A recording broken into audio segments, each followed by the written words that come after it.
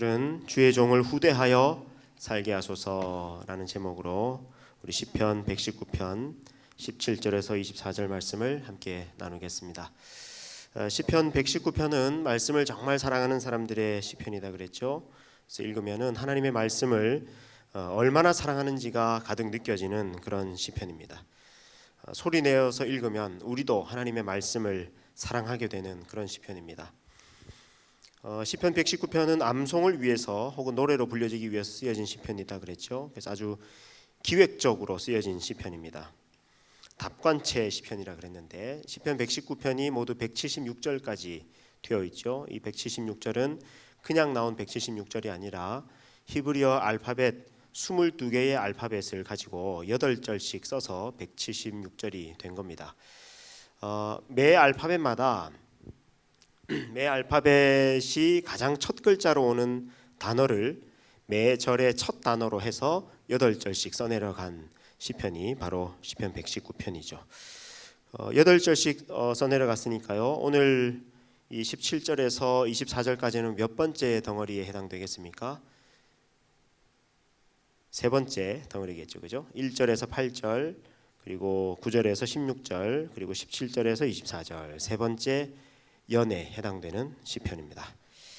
자, 우리 이 시편 119편 세 번째 덩어리 오늘 이제 보실 텐데 이것도 크게 두 덩어리로 되어 있습니다. 17절부터 20절까지 그리고 21절부터 24절까지 이렇게 앞에 4개, 뒤에 4개 이렇게 두 덩어리로 나뉘어져 있습니다. 자, 먼저 17절 말씀을 우리 다시 한번 읽어볼까요? 17절 말씀 화면이 혹시 준비가 되겠습니까? 17절 같이 읽겠습니다. 시작. 주의 종을 후대하여 살게 하소서. 그리하시면 주의 말씀을 지키리이다. 아멘. 먼저 주의 종을 후대하여 살게 하소서 그랬는데 주의 종이라는 것을 좀 묵상해 보길 원합니다. 여러분, 이 시편 119편 세 번째 연은 주의 종으로 감싸여진 시편이다 그렇게 말할 수 있습니다. 그래서 17절에도 주의 종이 나오죠.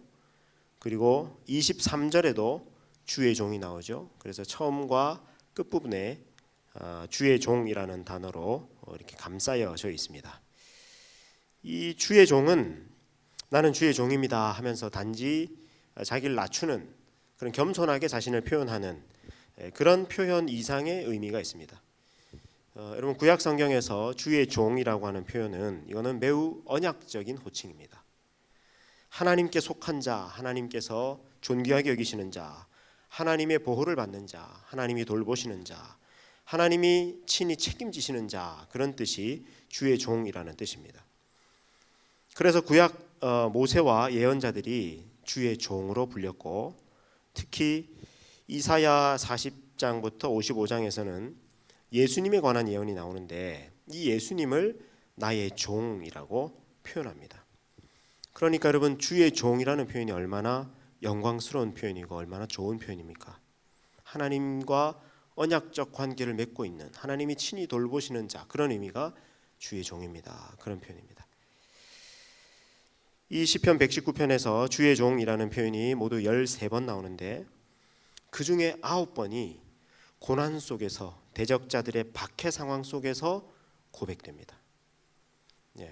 이것도 의미 있죠. 여러분, 시편 119편에서 주의 종이라는 표현이 13번 나오는데 그 중에 9번이나 고난 속에서 고백되는 그런 표현이라는 겁니다.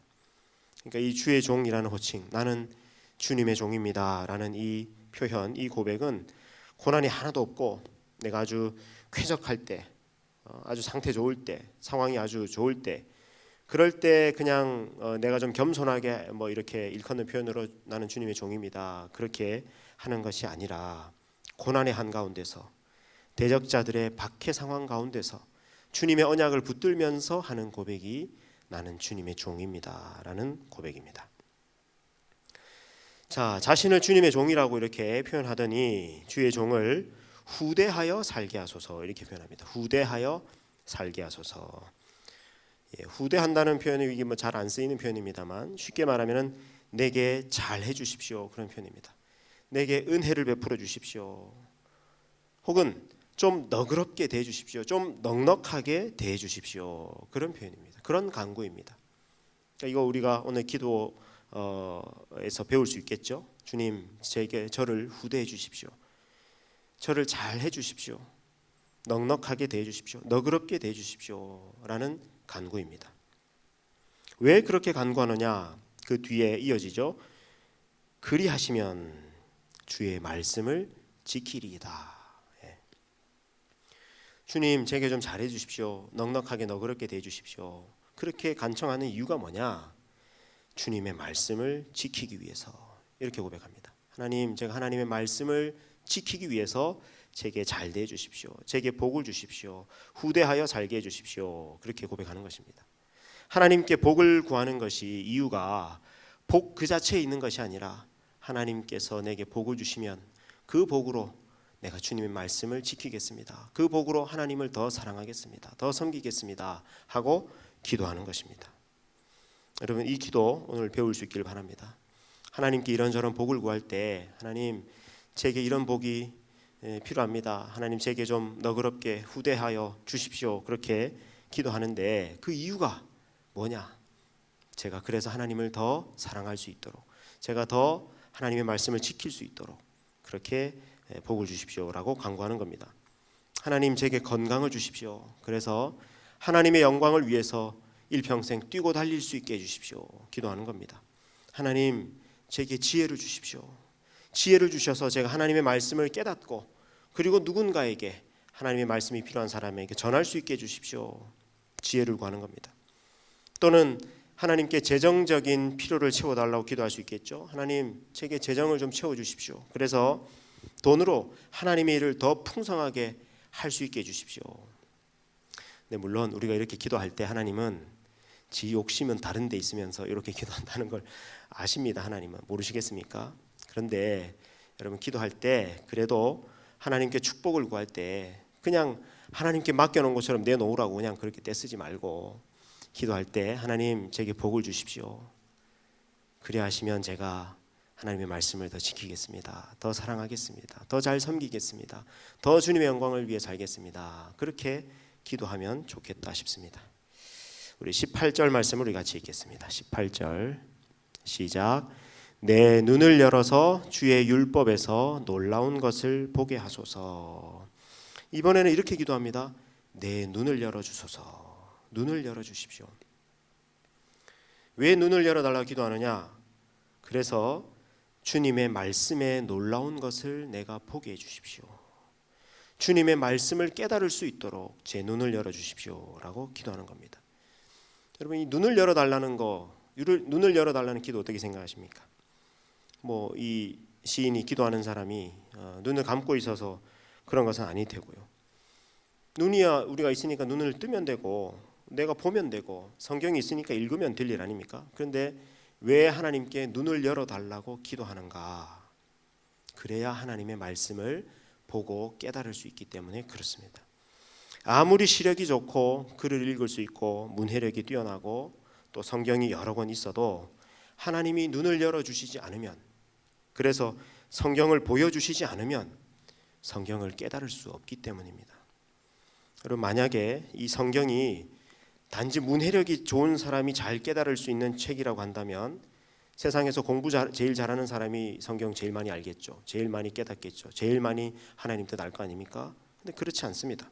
성경은 하나님이 보여주시는 만큼 보이는 책입니다. 하나님이 열어서 보여주시는 만큼 보이는 책입니다. 그래서 우리가 기도해야 되는 것입니다.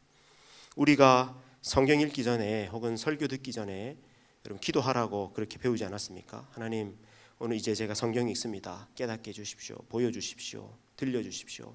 하고 기도하는 것은 그냥 요식행위가 아닙니다. 그냥 형식적으로 하는 게 아닙니다.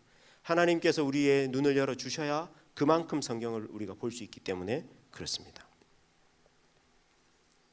자, 누가 하나님의 말씀을 잘 듣고 깨닫는가? 말씀을 위해서 기도하는 사람입니다. 여러분, 기도하는 사람이 성경을 깨닫습니다. 주님 열어주옵소서. 하나님의 말씀을 깨닫기를 원합니다. 보여주시옵소서. 간절하게 기도하는 사람에게 하나님이 말씀을 열어주십니다. 그리고 또 누가 하나님의 말씀을 잘 듣고 깨닫는가? 하나님을 사랑하고 하나님을 사랑하기 때문에 하나님의 말씀을 사모하는 자, 하나님을 사랑해서 하나님의 말씀을 사모하는 자에게 하나님의 말씀이 열립니다. 이건 정말입니다. 제가 경험적으로 너무 제가 이렇게 피부로 깨닫는 내용입니다. 제가 하나님을 사랑할수록 또 하나님의 말씀을 사모할수록 그리고 이 말씀을 정말 알고 싶다고 간절하게 기도할수록 하나님이 이 말씀을 열어주시고 또 열어주시고 보여주십니다. 여러분 저는요 지금도 계속 매주 설교 준비하면서 지금도 하나님께서 새롭게 열어주시는 말씀이 얼마나 많은지 모릅니다. 제가 신학 공부도 오래 했고 꽤 성경 공부도 열심히 해왔고 설교도 많이 했고 하지만요 새롭게 이 말씀을 또 새롭게 열어주시고 새롭게 열어주시고 이런 말씀이 얼마나 많은지 모릅니다. 왜 그런가 하고 보니까 제가 하나님 말씀을 알고 싶어 하거든요. 깨닫고 싶어 하고 하나님이 이 말씀이 무슨 뜻입니까? 여러분 요한계시록 강해 같은 거 이거 사실 여러분 듣기에도 쉽지 않을지 모르지만 설교하는 사람은 더 쉽지 않거든요. 듣기에 쉽지 않은 사람들에게 듣기에 어려운 이 말씀을 전해야 하는 제 입장은 어떻겠습니까? 그러니 제가 이 말씀을 한 절 한 절 한 단어 한 단어들을 이렇게 공부해 나갈 때 설교 좀 해 나갈 때 얼마나 제가 애가 타겠습니까? 주님 보여주십시오. 깨닫게 해주십시오. 열어주십시오. 그래서 이 말씀을 준비하면서 몸부림치면서 하나님께서 새롭게 보여주시고 정리하게 해주시는 말씀들이 얼마나 많은지 모릅니다. 저는 이거 확신합니다. 하나님을 사랑하고 그래서 하나님 말씀을 사랑하고 사모하는 자, 알고 싶어 하는 자, 뭐 성경 내가 충분히 알지 내가 설교 한두 번 들었나 내가 성경 몇 독 했는데 그렇게 하고 그냥 늘 있는 말씀으로 이렇게 하는 것이 아니라 정말 하나님의 말씀을 알고 싶어 하는 사람, 그 사람에게 하나님은 더 열어주십니다. 자, 근데 보세요. 하나님의 말씀을 열어주실수록 그 말씀을 깨닫게 되면 또 어떻게 됩니까? 하나님을 더 사랑하게 되겠죠. 하나님을 더 사랑하게 되니까 하나님은 또 그 말씀을 더 열어주시겠죠. 그러니까 더 이게 선순환이 일어나게 되는 겁니다. 그래서 예수님이 비유의 말씀을 쭉 하신 다음에 이런 말씀 하신 적이 있습니다. 마태복음 13장 12절부터 17절인데요. 마태복음 13장 12절에서 17절 혹시 화면이 준비가 됐을까요? 마태복음 보세요. 무릇 있는 자는 받아 넉넉하게 되되 없는 자는 그 있는 것도 빼앗기리라. 그러므로 내가 그들에게 비유로 말하는 것은 그들이 보아도 보지 못하며 들어도 듣지 못하며 깨닫지 못함이니라. 14절 이사야의 예언이 그들에게 이루어졌으니 일러스되 너희가 듣기는 들어도 깨닫지 못할 것이요 보기는 보아도 알지 못하리라. 이 백성들의 마음이 완악하여져서 그 귀는 듣기에 둔하고 눈은 감았으니 이는 눈으로 보고 귀로 듣고 마음으로 깨달아 돌이켜 내게 고침을 받을까 두려워함이라 하였느니라. 그러나 너희는 눈으로 봄으로 너희 귀는 들음으로 복이 있도다. 내가 진실로 너희에게 이르노니 많은 선지자와 의인이 너희가 보는 것을 보고자 하여도 보지 못하였고 너희가 듣는 것들을 듣고자 하여도 듣지 못하였느니라. 예수님께서도 이렇게 말씀하십니다. 너희 보는 눈이 복이 있다. 너희 귀는 들음으로 복이 있다. 그러므로 있는 자는 받은 자는 더 받아 넉넉하게 될 것이고 없는 자는 그 있는 것도 빼앗기게 되는 그렇게 된다는 것입니다. 그러므로 우리가 이것을 위해서 기도해야 됩니다. 이 세 가지 보는 눈, 듣는 귀, 깨닫는 마음인데요. 여러분 신명기 29장 4절을 보십시오. 신명기 29장 4절 우리 같이 한번 읽겠습니다. 시작. 그러나 깨닫는 마음과 보는 눈과 듣는 귀는 오늘 여호와께서 너희에게 주지 아니하셨느니라. 여기 세 개가 나오죠. 하나님 제게 보는 눈, 듣는 귀, 깨닫는 마음을 주십시오. 여러분 아까 예수님께서 이사야서의 말씀을 인용하시지 않았습니까? 심판 중에 제일 무서운 심판이 뭔가? 하나님이 눈과 귀를 열어주시지 않아서 깨닫는 마음을 주시지 않아서 보기는 보아도 보지 못하고 듣기는 들어도 듣지 못하고 깨닫지 못하는 거. 이게 제일 큰 심판, 제일 무서운 심판입니다. 왜 그런 줄 아십니까? 어떤 사람 속에 교만이 가득 차고 보는 눈이 없고 듣는 귀가 없으면요, 아무리 진리의 말씀이 선포돼도 안 들리는 겁니다. 깨닫지 못하는 겁니다. 그러니까 회개할 기회가 없을 거 아닙니까? 회개할 기회가 없으면요, 희망이 없는 거죠. 요한계시록 강의 아마 이번 주일에 아마 하게 될 내용일 것 같은데, 사람들이 끝까지 7 대접 심판이 쏟아부어지는데도 회개하지 않습니다. 끝까지 하나님을 비방합니다. 끝까지 교만하게 하나님 비방합니다. 왜 그렇습니까? 아무리 말씀이 선포돼도, 아무리 전도자가 가고 선교사가 가고 교회에서 말씀이 선포되고 유튜브에서 선포되고 온갖 말씀들이 이렇게 있는데도 보는 눈, 듣는 귀, 깨닫는 마음이 없으면요, 안 들리는 겁니다. 깨달으지 않는 겁니다. 회개 못하는 거죠. 회개 못하면 결국 남아있는 것은 심판밖에 없는 거예요. 그러니까 하나님께서 우리에게 주시는 심판 중에 제일 무서운 심판이 보는 눈, 듣는 귀, 깨닫는 마음을 주시지 않는 심판. 이게 제일 무서운 심판입니다. 이미 심판을 받은 거예요, 그분요. 그래서 우리가 항상 기도해야 할 아주 중요한 기도 제목이 바로 이겁니다. 주님, 우리에게, 제게 보는 눈, 듣는 귀, 깨닫는 마음을 주옵소서. 요 3가지 간구, 요것만 여러분 오늘 기억하고 평생에 이걸 위해서 계속 기도만 해도요, 여러분 그 인생은 복된 인생이 될 겁니다.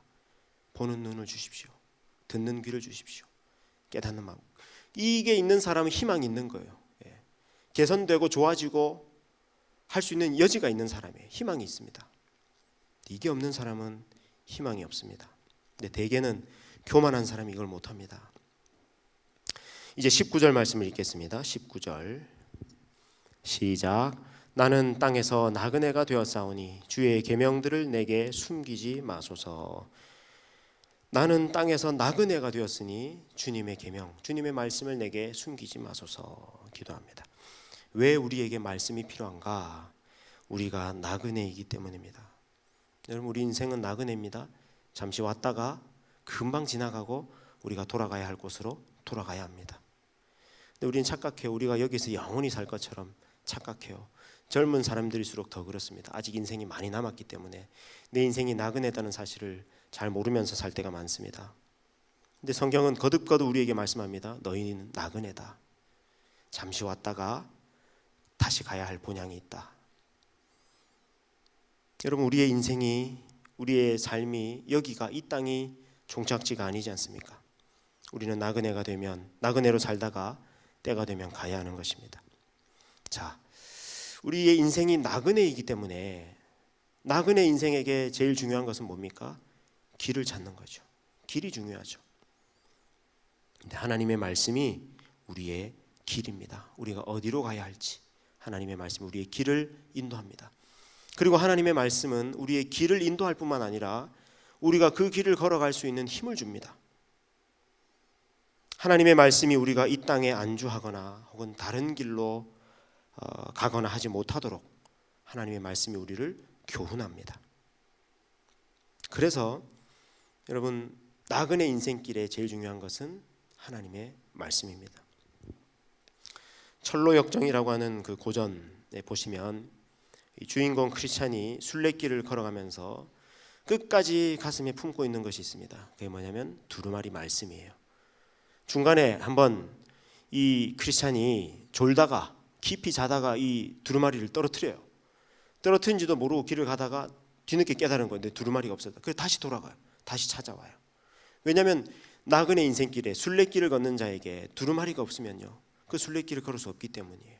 하나님의 말씀이 천성을 향해서, 새 예루살렘 성을 향해서, 시온성을 향해서 우리가 나아갈 때 그 길에 도착할 수 있도록 해주는 길이 되는 것이고 힘이 되는 것이고 빛이 되는 것이기 때문입니다. 20절 말씀 우리 같이 읽겠습니다. 20절 시작. 주의 규례들을 항상 사모함으로 내 마음이 상하나이다. 하나님의 말씀을 사모함으로 내 마음이 상하나이다. 여러분, 이거 무슨 표현인지 이게 느낌이 옵니까? 하나님의 말씀을 사모해서 내 마음이 상합니다. 여러분, 뭐 때문에 마음 상하는 일이 많습니까? 내가 원하는 게 뭘 좌절됐을 때, 뭐 관계가 꼬였을 때, 속상한 일이 있을 때, 이럴 때 마음이 상하고, 뭐 마음이 상하다 못해 몸도 상하고 막 그럴 때가 있죠. 근데 여러분, 하나님 말씀 사모해가지고 마음이 상했던 적 있습니까? 지금 시인이 그렇게 말하는 거예요. 마치 상사병 걸린 사람이, 어떤 사람이 너무 그리워가지고 그냥 마음이 상하고 몸이 상하고 그런 것처럼 하나님의 말씀을 너무 사모해서 마음이 상한다고 그렇게 고백합니다. 정말 이런 사람들이 여러분 있습니다. 이 시편 안에만 이렇게 고백하는 것이 아니라 정말 이런 사람들이 있습니다. 저도 이 뜻이, 이 표현이 무슨 표현인지 알 것 같아요. 하나님 말씀을 사모해서 알고 싶어서 마음이 상하고 막 몸이 상하고 그 정도로 하나님의 말씀에 몰입하고 몰두하고 그런 어떤 그 상태를 지금 고백하는 것이죠. 여러분, 어떤 경우에 정말 뭔가에 몰입하면요, 다른 뭐 다 잊어버리고 막 그냥 밥 먹는 것도 놓치고 막 그럴 때가 있지 않습니까? 하나님의 말씀에 이렇게 몰입하는 사람들이 있습니다. 그래서 시편 119편에 보면요, 하나님 말씀을 사모해서 내가 눈이 시립니다, 그렇게 고백해요. 하나님 말씀을 사모하고 읽고 있다가 눈이 시릴 만큼 막 그렇게 하나님 말씀을 사모한다, 그런 표현이 나옵니다. 여러분도 좀 이런 고백이 있으면 좋겠습니다. 하나님, 제가 하나님 말씀을 사모해서 마음이 상합니다. 저 인간 때문에 내가 마음이 상합니다. 이런 것만 있는 것이 아니라 하나님, 제가 하나님 말씀을 사모해서 마음이 상합니다. 이런 고백을 할 수 있으면 너무 좋겠다 싶습니다. 이제 우리 21절부터 24절까지는요 함께 쭉 이어서 연속해서 읽어보도록 하겠습니다. 21절부터 24절입니다. 시작. 교만하여 저주를 받으며 주의 계명들에서 떠나는 자들을 주께서 꾸짖으셨나이다. 내가 주의 교훈들을 지켰사오니 비방과 멸시를 내게서 떠나게 하소서. 고관들도 앉아서 나를 비방하였사오나 주의 종은 주의 율례들을 작은 소리로 읊조렸나이다. 주의 증거들은 나의 즐거우며 나의 충고자니이다. 아멘. 요 21절부터 24절까지가 이제 두 번째 덩어리인데요. 여기 보니까 교만하여 저주를 받으며 주의 계명에서 떠나는 자들, 그런 사람들이 있다는 겁니다. 그런 자들을 주께서 꾸짖으셨나이다. 내가 주의 교훈들을 지켰사오니 비방과 멸시를 내게서 떠나게 하소서. 비방과 멸시로 나를 대하는 사람들이 있다는 겁니다. 시편에는 자주 나옵니다. 대적들이죠. 이 대적들이 시편에 나오는 아주 큰 주제입니다. 하나님의 사람을 괴롭히고 박해하는 대적들이 등장합니다. 여러분, 늘 그렇습니다. 이걸 여러분 이상하게 여기지 마십시오. 하나님의 사람들이 늘 겪어왔던 일입니다. 여기 이 대적이 실제로 나를 비방하고 또 멸시하는 그런 사람일 수도 있지만, 혹은 또 우리가 살아가면서 겪는 고난일 수도 있습니다. 그런 대적과 고난들 가운데서도 하나님의 말씀이 나를 살리고 그 말씀에서 내가 충고를 받고 힘을 얻고, 그래서 마침내 그 대적들, 그 고난들을 이기게 될 것이라는 고백입니다. 여러분, 24절 제일 끝에 보니까 주의 증거들은 나의 즐거우며 나의 충고자니이다. 하나님의 말씀이 나의 즐거움입니다. 그리고 나의 충고자입니다. 이 시편 119편은 그걸 자주 고백하죠. 하나님 말씀이 정말 즐겁습니다. 기쁨입니다. 그렇게 고백해요. 이것도 우리가 도달해야 될 경지 중에 하나예요. 여러분에게 즐거운 것들이 뭔가 한번 생각해 보세요. 즐거운 것도 참 많죠, 이것저것. 근데 그것들보다 하나님 말씀이 정말 즐겁습니다. 라는 그런 고백 할 수 있으면 좋겠다 싶습니다. 저는 이 즐거움이 뭔지, 그래도 여러분들보다는 제가 말씀 붙들고 씨름한 시간들이 많으니까, 하나님 말씀을 사랑하고 주님께서 열어주시고 깨닫게 해주시고 이런 게 많으니까 저는 이 즐거움이 뭔지 알아요. 정말 하나님 말씀을 알고 싶어서 씨름하고 몸부림치고 하다가 어떤 말씀이 딱 깨달아지잖아요. 그러면 그 즐거움은요, 어떤 즐거움하고도 바꿀 수가 없습니다. 저는 정말 그래요. 성경 공부하는 것이 제일 재밌습니다. 성경 공부하는 것이 제일 재밌는데, 제가 목사를 하면서 성경을 매주 보고 설교도 매주 하고, 그러니까 얼마나 전 좋겠어요, 그죠? 여러분도 이런 목사님들 많이 나오면 좋겠어요. 우리 가운데 제가 요즘 새롭게 발견한 사명, 우리 청년들 신대원 보내는 거 인데 여러분도 이 기쁨에 동참하시죠. 이 즐거움에. 그리고 끝에 보니까 주님의 말씀이 나의 충고자니이다. 여러분 무엇으로부터 충고를 받습니까? 도움을 받습니까? 팁을 얻고 그렇습니다. 대개는 유튜브 이런 거이지 않습니까? 우리 인생에 도움될 만한 것들 많습니다. SNS에도. 근데 오늘 이 시편의 시인은 하나님의 말씀이 나의 충고자입니다. 이럴 수 있다 그러면 정말 멋진 인생, 지혜로운 인생, 영광스러운 인생을 살 수 있겠죠. 하나님 말씀으로 제게 충고해 주십시오. 가르쳐 주십시오. 길을 보여주십시오. 깨닫게 해주십시오. 그렇게 기도하면요. 그러고 하나님의 말씀을 묵상하다 보면 하나님께서 정말 하나님 말씀 속에서 우리에게 충고를 주십니다. 교훈을 주십니다. 요즘 우리 사람들이 충고 잘 안 받으려고 그러죠. 충고 들으면 기분 나쁘잖아요. 너나 잘해라 이런 마음이 막 들고. 충고 중에 제일 좋은 충고는 하나님 말씀에서 우리가 충고를 받으면 제일 좋습니다. 그래서 그 말씀, 하나님 말씀에서 충고를 받고 내 삶을 바꾸고 그렇게 걸어갈 수 있다면 가장 좋은 인생이 되리라 확신합니다. 오늘 말씀, 오늘 기도 많이 배웠죠. 오늘 이 시편 119편에서는 우리가 기도 배우는 것이 제일 좋습니다. 나를 후대하여 주십시오. 넉넉히 너그럽게 대해 주십시오. 그리하여 하나님의 말씀을 지키게 해 주십시오. 이런 기도도 우리가 배웠고요. 내 눈을 열어 주옵소서. 주님 보는 눈, 듣는 귀, 깨닫는 마음을 주시옵소서라는 기도도 배우는 것이고요. 또 내가 이 땅에 나그네 되었으니까 주님의 말씀이 내게서 떠나지 않게 해주십시오. 늘 말씀을 내 마음에 품고 있게 해주십시오. 그리고 내가 주님의 말씀을 사모함으로 마음이 상할 만큼 주님의 말씀이 나의 즐거움이 될 만큼 이렇게 하나님의 말씀을 사랑하는 사람이 되게 해주십시오. 또 우리가 기도할 수 있겠습니다. 오늘 이 말씀, 이 기도가 여러분들의 말씀, 여러분들의 고백, 기도가 되어서 정말 하나님의 말씀이 나의 빛이요, 길이요, 즐거움이요, 또 힘이라 고백할 수 있는 저 여러분 되시기를 주님의 이름으로 축원합니다.